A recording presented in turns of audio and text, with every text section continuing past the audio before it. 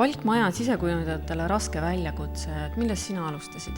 Siin sai määravaks maja juba pererahva poolt välja valitud värv, milleks oli siis selline sinakas hall.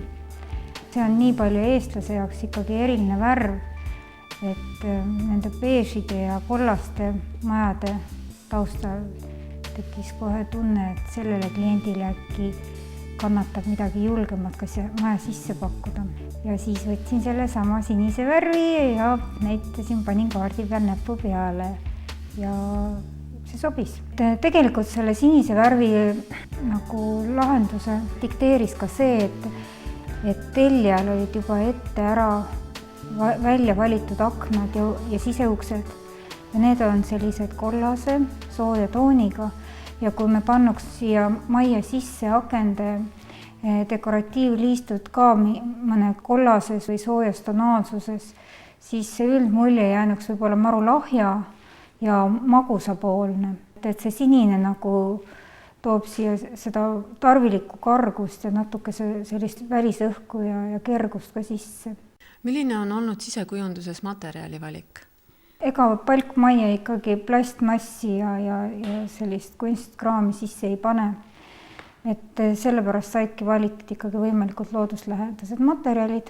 Siin on savikroffi, laudpõrandad, kivimosaikplaadid ja naturaalsed aknakatted, et ei ole siin ruloosid ega lamelle, mis on kaunis ootuspärane valik.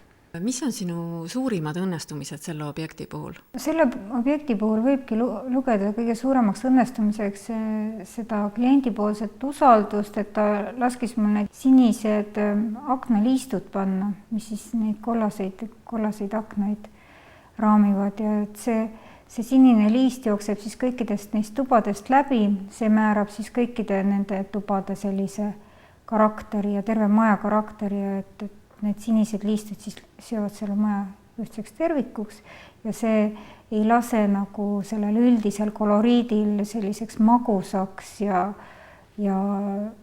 nii trafaretseks võib-olla muutuda ja raamib ja nõuab ka sisustuselt selle sinise jälgimist. Sinu näpunäited viimistluse kohta palkmajas? No kindlasti peaks eelistama naturaalseid materjale, et siin on mõeldamatud kõikvõimalikud sünteetiliste materjalide eelistamised.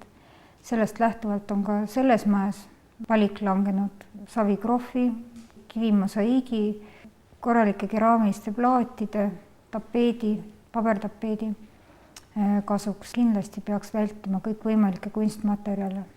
Tapeedist lähemalt? Tapeeti on kasutatud ainult väikestes ruumides, elavdamaks neid ja andmaks neile vajalikku karakterit siis vastavalt sellele kasutajaskonnale. Väikeste tütarlaste tuppa sai siis valitud tuuro, pabertapeet väikeste õrnade lilledega.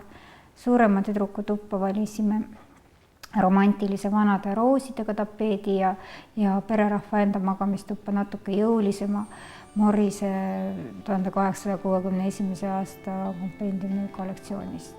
Köögis on kasutatud huvitavaid valgustajad, kust nad pärinevad? Valgustid on pärit Tektoona valikust.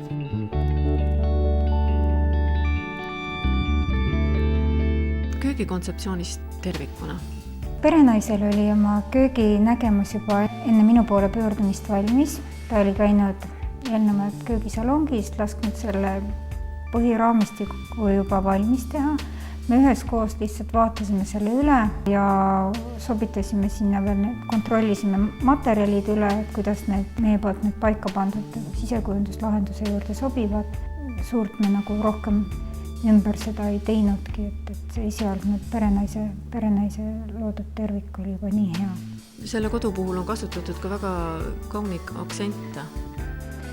Jah, üheks selliseks õnnestunumaks aktsendiks võiks lugedagi köögivalgusteid, sobituvad selle valamuga ja valamusoov oli ka tellijal juba olemas, et reeglina palkmaja on väga keeruline valgusteid valida, sellepärast, et see puit õgib pool sellest valgustootlikkusest ära ja valgusti valik tegelikult ei ole lõputu, kui tahta jääda nagu mõistliku hinna piiridesse.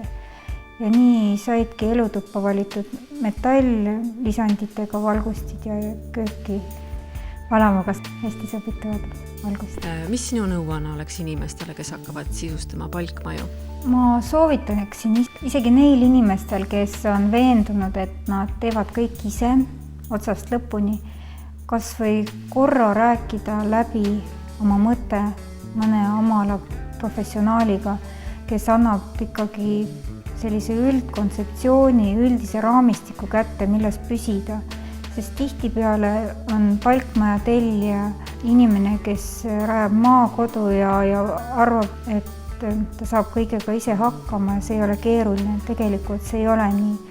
Palkmaja ei ole lihtsam sisustada kui harilikku kivistseintega maja ja selleks, et see palkmaja seest täitsa saun või selline mökki välja ei näeks, tuleks ikkagi see korralikult läbi mõelda ja mõelda sellele, kuidas seda palgi osa natuke neutraliseerida, kuidas seda rikastada, et ta tõesti see puit liiga väsitav ei jääks.